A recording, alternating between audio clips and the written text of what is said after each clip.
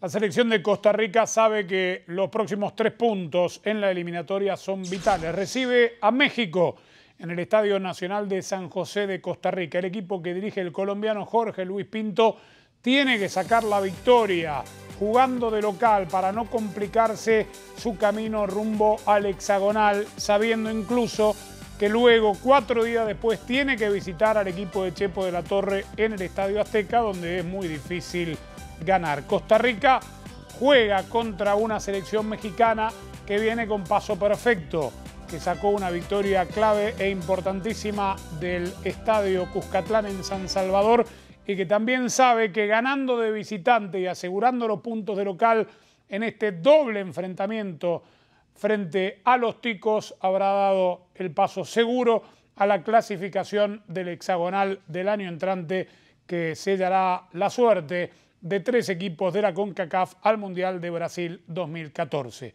Será un partido de mucho nervio, de mucha pierna fuerte, donde Costa Rica, que ya no juega más en el Estadio Ricardo Saprissa, se va a tener que adaptar a este nuevo y muy bonito escenario del nuevo Estadio Nacional de San José de Costa Rica. La gente lo va a tener que empujar, pero sobre todo el equipo acaso tendrá que ser mejor que México para alzarse con la victoria. Y lo tendremos aquí en Telemundo desde las 9 de la noche, tiempo del este, 6 de la tarde del Pacífico. Un gran partido rumbo al Mundial.